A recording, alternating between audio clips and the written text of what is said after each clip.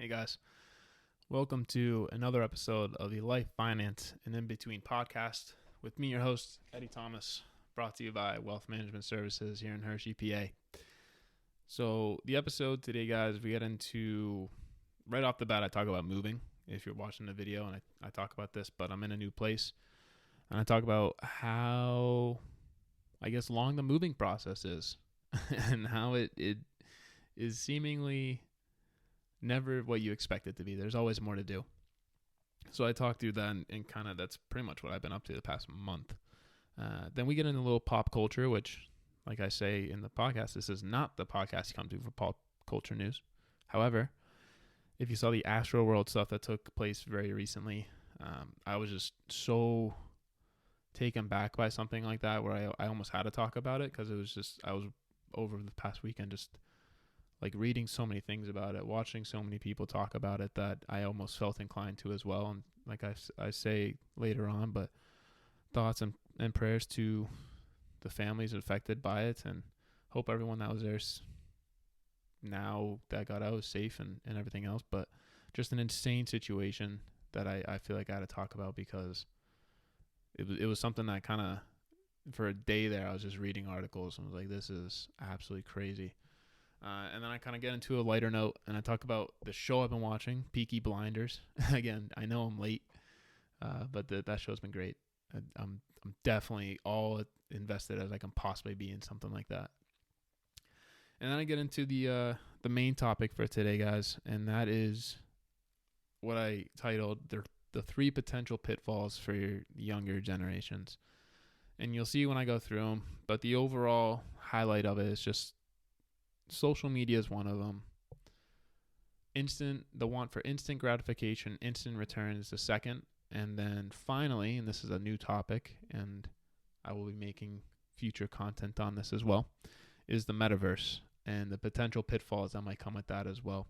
So I just wanted to shed some light on what that looked like for trying to bridge a gap between younger generations and older generations, and hopefully help out a couple younger people if they're listening, and try to avoid the pitfalls that I say. But yeah, guys, thanks for listening, and I won't take up too much of your time. Enjoy the episode.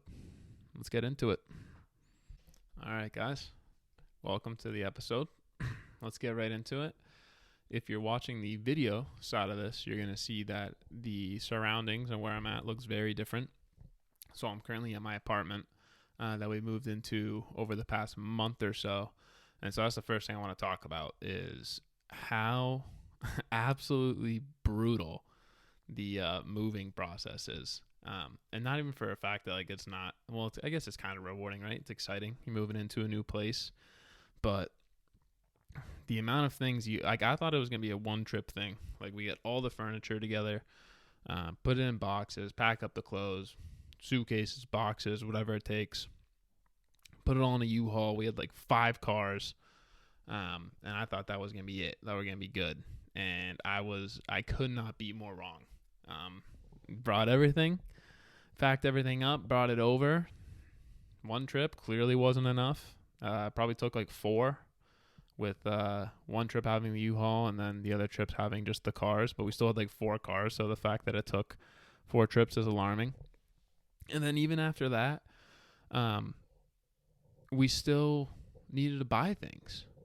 So we were moving into this apartment, and we knew we needed to buy like a table for it and some other things. But we got here, and I swear to God, we packed so many things. Like, we had so many boxes, and we still got here. And me and my girlfriend were just like, yeah, we got to buy a ton of stuff. Like, we just don't have enough to even just like plates, silverware. I was like, I don't know where any of that stuff went in the moving process. I don't know if it's gone or what happened to it. I don't know if it got thrown away or what. But we had none of that stuff. Like I said, we had to buy some furniture, which is all normal things. Curtains, curtain rods. I mean, you name it, we probably had to buy it, even after having packed everything we own. So either boxes were left behind, or I just had a terrible idea of what exactly was going to be packed up and brought over and everything we had. But on the brighter side of that, moving's done. The apartment's nearly set up totally. It's a really cool place. I really like it. And I have this place here where I can record. I didn't have this space in the last place. So it's cool that I can kind of sit down, and I have a desk in the spare room here, and I'm able to sit down and record and go through and do work if I need to from home, or just do this. So that's pretty sweet. And like I said, I really like the place. It's walking distance from some restaurants and some other things. So that's pretty cool on that side of it as well. But yeah, that's what I've been up to the past month, is just moving in, and then right after that, just trying to get everything together. And there's still some things in boxes, and there's going to be some things in boxes. Mostly my fault. I'm pretty bad at unpacking. But they'll be in boxes for a while. I'm in no rush to get some of that stuff out, which I guess should be a sign that I don't really need it. But I'm going to keep it until next time I move. And I'm like, all right, I didn't touch that for an entire year. Probably time to go. But like I said, hopefully that's next year. I don't have to deal with that until then. And those boxes will sit there and collect dust. But yeah, if you've gone through the moving process, pretty much any time ever, you know that it sucks. You know that it's such a long day or couple days, and it's stressful. But once you're done and in, it's such a sigh of relief. Like, you can just breathe and just be like, all right, that's over. now it's time to set the place up and go from there. But it's all fun. It's all good, especially when it's all done and you can finally sit there and officially be done. I'm not there yet, but I'm looking forward to that. But that's really been it, guys. That's really been it from what I've been up to on my side of things. This past week, though, if you're following pop culture news, and typically this is not where you're going to come to get your pop culture news, but I thought this was just so crazy that I had to bring it up. First of all, my condolences, thoughts, prayers out to those impacted in a negative way. But if you saw the Astroworld stuff with the Travis Scott concert and festival, it is just insane. So if you don't know what it is, pretty much, the concert is supposed to have, the festival itself is supposed to have 50,000 people in attendance for an all-day festival where Travis Scott, who's a rapper, comes on at the end of the day and performs his set. And it's kind of like the end of the day into the next one, and it's like the finale of the day, I guess. And so they're supposed to have 50,000 people. At least that's how many tickets they sold. But there's videos of just people crashing the fence and just busting through the barrier to the point where it's like way more than 50,000 people got in. At least they're assuming so. And it looks like it in all the videos. So if you watch videos of it, it's just a sea of people, an absolute sea of people just crushing each other. And they all rushed towards the stage. And I guess some people unfortunately died and others got hurt and stuff like that. So obviously, like I said, my condolences to those impacted in a negative way. And obviously, I hope their families are all right. But just insane, absolutely crazy that happened. Like I said, not the place you're going to come for pop culture news. But I was so, once I watched it, it was one of those things where I just couldn't believe it. Like, I couldn't believe my eyes that many people were there, that terrible of a thing could happen at something that's supposed to be fun, like a festival. Pretty bleak way to start the show.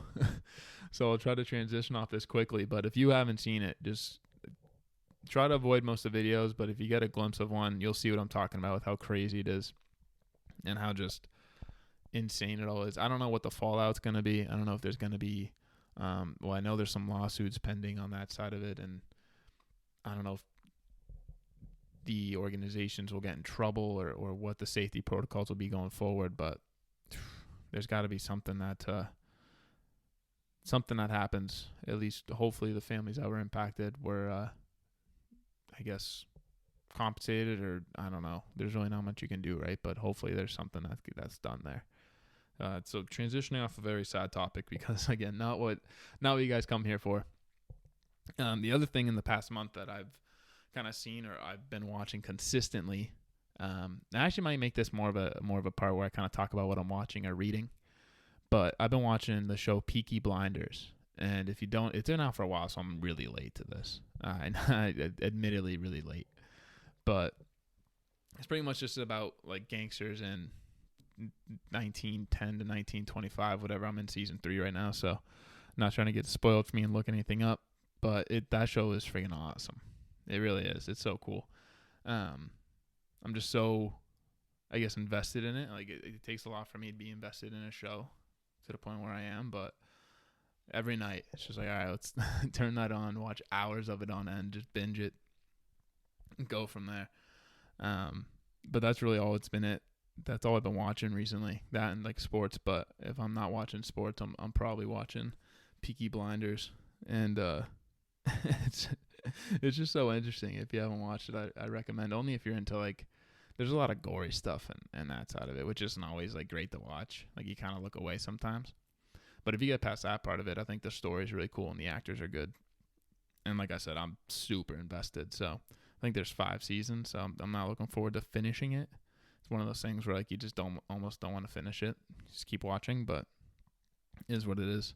I'll find another show after. The last show I was like this with was probably Game of Thrones, which is probably my favorite show of all time. I don't get the hate it gets for the last season. Is what it is. They just wanted to wrap it up. But that's really all I've been up to, guys. Moving, as you can see if you're watching the video. Watching videos on Astro World, and then in the meantime watching Peaky Blinders. I know there's some 3 random things, but really I haven't had too much time for too much else, being that moving takes up 90% of your time when you're doing it. So the topic today that's outside of those, and it's not really a finance topic as much as it's just kind of like a lifestyle topic for younger people. And I'll loop it into the investing side of things at the end of it. But so a listener had said that they really want to know, I guess, the mindset of younger individuals and why maybe they act the way they do. Why is it that, I don't know, just their overall actions? What makes a younger individual tick? Why are their actions the way they are? And so it had me thinking, and I definitely wanted to make some content around it. And if you know who you are if you're listening, so I thank you for the topic. But I was thinking, like, how can I bring this into something that I can kind of talk about on here and make it worthwhile for everyone and also just entertaining. So what I came up with is hopefully something where younger people can listen and understand and kind of relate and think about some things. But also if you're older, you also kind of get some new light shed on what a younger person's going through these days. And I don't know, maybe just open up a little door for everyone that's listening to kind of see the other side of things, or kind of look at themselves if you're younger.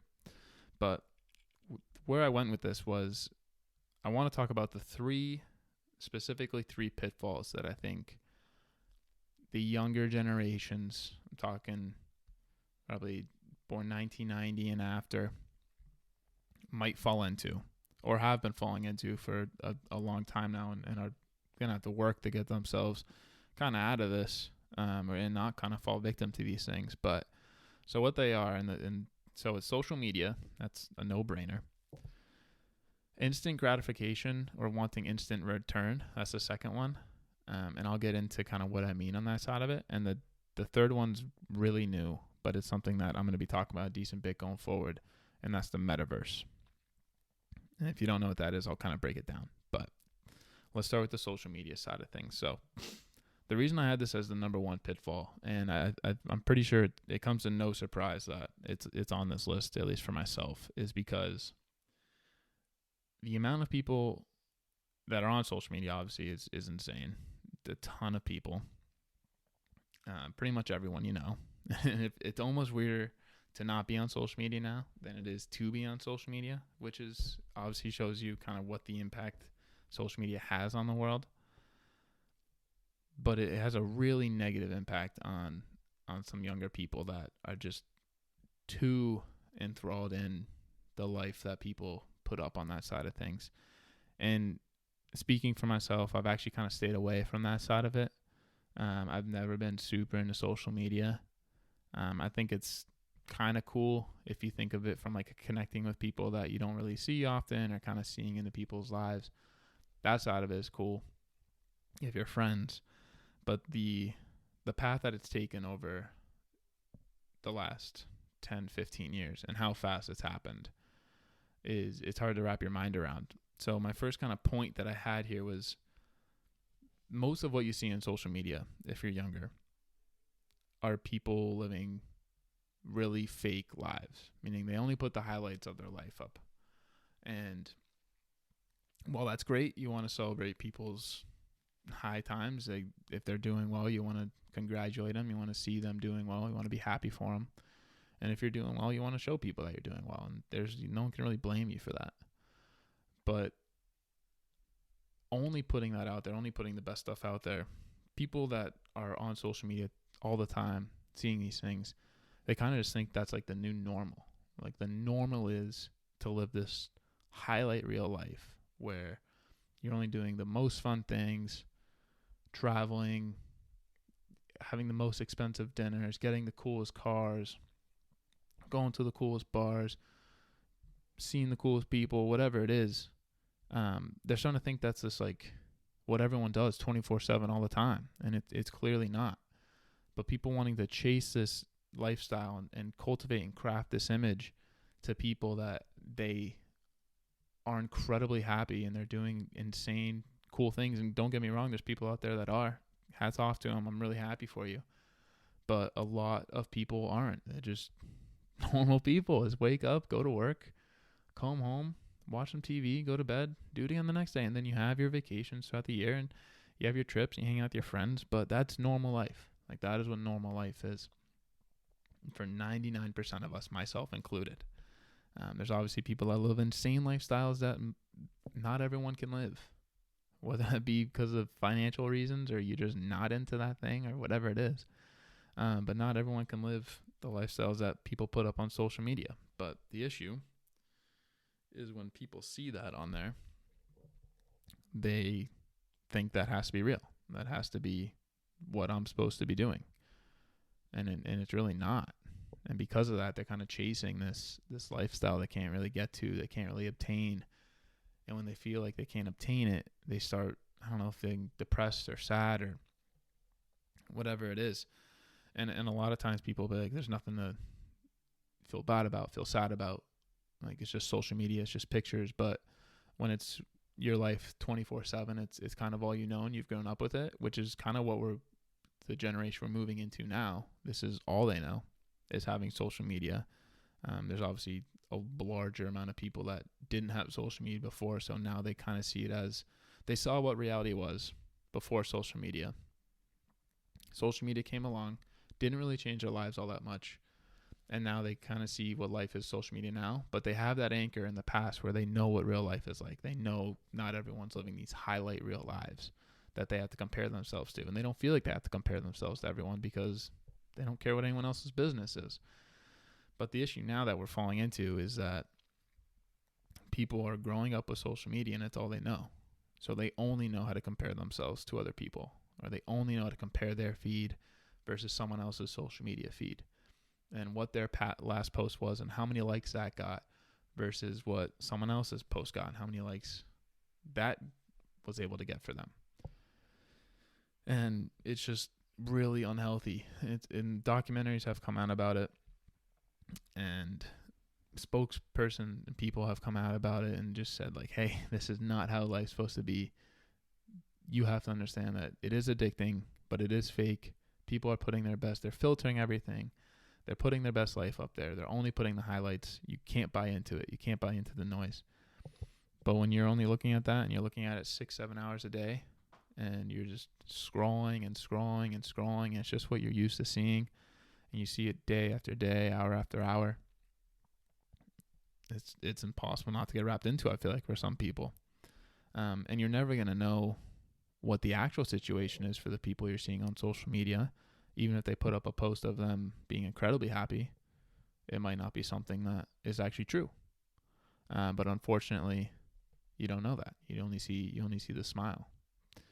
And that sounds pretty deep, but I mean, that's kind of the reality of the situation. For those that aren't, I guess, as into social media, it's easier to kind of look past those things. But I definitely feel for those that are just super, I guess, in the weeds of social media and see it all day, every day. I get it. I get why that would be kind of tough to see over and over and try to react to. But ultimately what's going to have to happen is the generations that are growing up with it are going to have to learn how to juggle what is reality in social media and what is actual reality of life. And that means not buying into every material thing you see just to flex it on your Instagram, or not taking these insane trips just to take a million pictures and live it through your phone when you could just experience it in real life and have the memories from it, and not need to post about it a million times. So I'm curious to see what happens going forward of people trying to juggle both of these things. And as we learn more about social media and the effects it has on people and kids growing up and overall society, I'm curious to see how that's juggled. I hope it's juggled well going forward. I hope the big businesses like the Facebooks, I guess Meta now, but Facebook and Twitter, TikTok, I hope these companies come forward and kind of try to help the situation. I'm not sure if they will, but that definitely has to be juggled going forward. So that's definitely the first pitfall, just kind of falling into social media, the fake lives and happiness that show there 24/7, and just trying to get out of that, or not even trying to get out of it, but just trying to have a healthy relationship with it. I think that'd be helpful for a lot of younger people at this time. But social media kind of loops into the second pitfall or potential pitfall that I see, and that's the instant gratification or instant return that it seems like younger people are searching. And it's no surprise that younger people do not want to go to work 12 hours a day, 7 days a week, or even 12 hours a day, 5 days a week, or even 8 hours a day, 5 days a week. They just don't want to do it, or not as much anymore. And that's, again, probably because of social media and what they see on TV, or not TV, but online. But again, that's just not reality. And I get worried that younger people they're going to chase this instant gratification, the instant return of all their actions. They're going to try to get rich quick so I don't have to work anymore. And the value of long-term gain, long-term work to long-term gratification will kind of fade. And that's really not good, because it feels good working for something for a long time. It finally coming true. You finally see the results of all your hard work. And you have those couple minutes where you get to enjoy it, versus when someone puts a post up and 100 people like it in a minute and they're like, wow, this must be what everyone's searching for. And it's not. There is merit to sitting down and working 8 hours, 10 hours a day and putting in a good shift for the day and getting some things accomplished time after time, day after day. I'm not saying work your life away. And I think you're going to see that with the younger generation, that they are definitely working towards more of a work-life balance. And I don't think anyone can really say that's a bad thing. But unfortunately, the work-life balance has a tendency to shift more towards the life side of things than the work side of things. And if that happens, it goes back into, you kind of need the instant return of, I'm not working 12 hours a day because I can try to get my money or experiences or whatever it is within a day or 2 days. I don't need to do it for 5 days a week. It's just not sustainable. Going to burn a lot of people out when they kind of realize that instant return and instant gratification isn't a thing, at least not all the time. At least it shouldn't be. And it does definitely worry me, because like I said, there's merit to earning something, to working towards something, and seeing all your hard work pay off over time that not everyone has to see. And when it finally pays off, and you can feel good about that, it doesn't have to be instant. And I guess the major, especially from an investment side of thing, with regards to the instant gratification or return, is those risky investments that people are willing to take on, because this is a thing that will get them a large sum of money so they don't have to work, or they'll get rich immediately and get to show their friends how rich they are. And not, again, I'm talking very generalities. I'm not talking about specifics here. But I think, especially over the past year or so, you're seeing more people coming into investing or working with just unrealistic ideas of what the return's going to be or what it's going to take to really have success.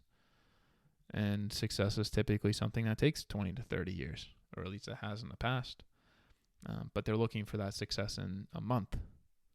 And so they're taking these risky investments, whether it be GameStop or AMC, when people are getting in just to try to get rich quickly or try to turn around a very impressive return, get out, get your money and go from there. But unfortunately, what people don't get is because you see the stories of people that are able to do it, that are able to go in, have an unreal trade or investment, make a lot of money, and go from there. But you don't hear the stories about also a lot of people that weren't able to do so and maybe got burned doing it or lost some money. And just trying to take a step back for the younger generation and just realize that, like, I don't need to risk everything in order to gain everything. I can do this slowly. I can chip away. I can work a couple extra hours, make some more money, invest this slowly into the market, try to get a good diversified portfolio. I don't need to be rich tomorrow. I can be rich 20 years from now, 30 years from now, and it's just as good. And that's more than fine.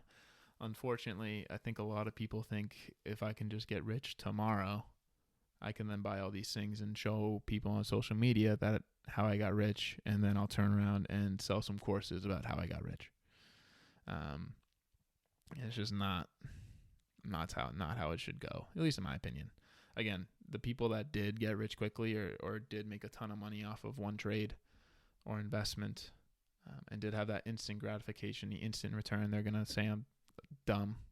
And I mean, they did well, so hats off to them. I'm just speaking for the general public and the fact that it doesn't always happen that way, or we'd have a lot more people walking around like that. But unfortunately, the unfortunate reality is that 9 times out of 10, it just takes hard work with a lot of consistency and being on the safer side of things to have that long-term wealth gain and happiness.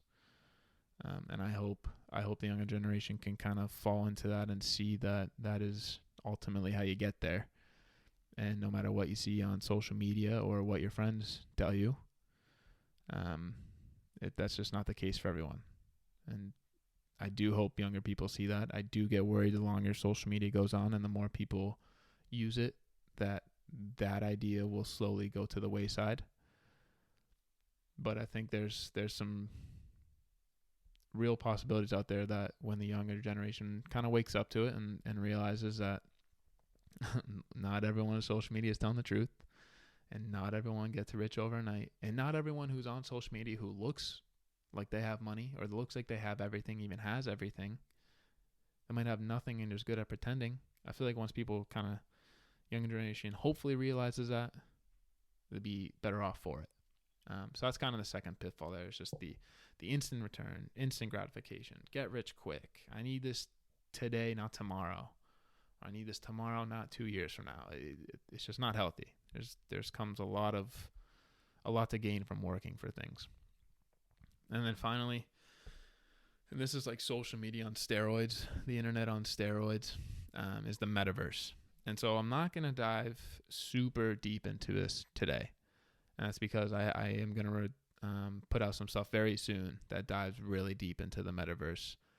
But what I will cover today is, if you don't know what it is, it's pretty much, if you know what the Sims are, which is just you have like a virtual character that you live a life with, and it's like your dream life. You do whatever you want, and play that video game, is now going to be potentially reality in the next, I don't know, I can't really put a year on it. We'll say 10, 15, 20 years. And so the reason I'm super worried about the metaverse going forward for younger generations, and that's why it's my third potential pitfall, if people aren't safe or, I guess, careful with how they use it, is because before social media came out, everyone thought no one was going to use social media. Now with the metaverse, and like I said, what it is real life video games. You put on glasses or you put on some goggles. Have you seen the VR goggles that Facebook or Microsoft put out? And you enter into this world and it's all you see. And you can walk around and you could do whatever you want in this online world. And I'm worried that is going to become so addicting for younger people that they can mold this ideal, perfect life online, that why would they really care about what they have in the physical world? Because everything's online anyway. So if I'm winning that game, I'm winning the whole game. And I don't agree with that. And I assume a lot of people don't. But the more the younger generation kind of grows up and this is all they see and this is all that's in front of them, I think this digital world that people will be living in is going to take kind of a world of its own that maybe we don't see right now. And not to be all negative, I think some really cool things are going to come from it. So I think there's going to be a lot of cool communities that come from it. I think there's going to be a lot of cool, progressions, technology. There's going to be a lot of good that comes from the metaverse and having this digital world where people can go and communicate and talk to one another and live a life that maybe isn't possible in the physical world. But the issue being that, unfortunately, I feel like people might get kind of caught up in that, even when they shouldn't. And I think we're seeing that on social media. People get caught up in that, and they shouldn't. So if it's that times 10, and it's literally something that you can go put on your goggles and interact in like you're there, and it feels and looks real. It won't feel real because it's digital, but it looks real, and you can spend hours a day there. I get worried that it's going to become incredibly addicting, and people will put more of an emphasis on that world than they will on the physical world. And so, like I said, I'm going to dig into this way deeper on the next bit of content that I record and put out.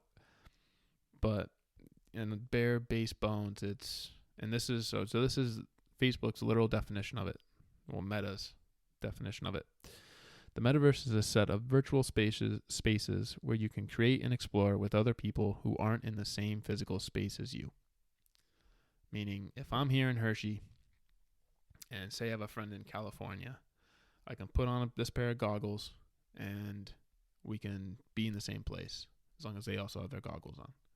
And we could do whatever we want, be whoever we want to be, do whatever we want to do. And we can create and join others and whoever else is doing this. And it sounds very utopian. It sounds like you can't lose in that. But unfortunately, it's not reality. I think people aren't careful, and it's going to be so new. People are going to get caught up in it, and if people aren't careful, it might be something that they're kind of stuck in and are going to have to go through the phase where it's the physical world means more. I think there might be a gap for some where the digital world means more, and then reality will kick back in where the physical world still means more, and it's kind of too late, and they didn't realize, or they got caught up in the metaverse side of things and don't really know how to get out of it, or didn't take the steps forward in their real life to make it a good one. And I'm worried about that. I am really worried about that side of it, and that's definitely a big pitfall as well. But like I said, I'm definitely going to next week put together something that is more in depth on that side of things. But so those are the big kind of pitfalls that I see for the younger generation between social media and the influence that has on people. The instant gratification, want for instant return, and the get rich quick stuff, which just leads to risky investments. And the metaverse and everything that might be going forward. And so, like I said, this wasn't really anything about investing or finance. This is definitely more of a life episode. A little bit about finance with how people kind of take risky investments when it's not always necessary. But definitely more about life and definitely trying to just kind of connect the gap there is between the older generation that don't understand why younger people don't want to work or just rather be on their phone than be in the real world, and rather talk to their friends online than talk to them in person, versus the younger generation that this is all you really know. This is all you know is to go online and talk to people because it's easier. And why work when you could try to get rich quick? There's a huge disconnect there for a lot of people. And I totally get it. And I fall in this weird gap where I feel like I'm kind of in the middle of things. But I think kind of going through this and talking about it, especially going forward as well as things kind of continue to increase online, and that all gets built out and the real world continues to chug along, it's definitely something that's needed to be talked about. So I hope you guys kind of took something from it, or just kind of see where I'm coming from on that side of things. And if you're younger, if you take this and you kind of look in the mirror and see what I mean or relate a little bit, that's awesome. I hope you could take something from it. If you can, just reach out to me. Obviously, I'm willing to talk about anything. And if you're older and you see now that if it's all you know, that's all you know, and there's nothing else really to it, it's kind of hard to break out of that chain. So thanks for listening, guys. If you like what you heard, reach out. I'm willing to have a conversation with anyone about anything. It's awesome when I get feedback about what I'm talking about and people like what they're hearing. So that's always good news, and it makes me really happy. And feel free to subscribe or leave a like or leave a review, whatever it may be, guys. But like I said, thanks for listening. Stay happy, stay healthy, and I'll see you guys on the next one. Securities offered through Securities America Inc., member FINRA/SIPC. Advisory services offered through Securities America Advisors Inc. Wealth Management Services and Securities America are separate entities. The opinions and forecasts expressed are those of the author and may not actually come to pass. This information is subject to change at any time based on market and other conditions and should not be construed as a recommendation of any specific security or investment plan. Past performance does not guarantee future results.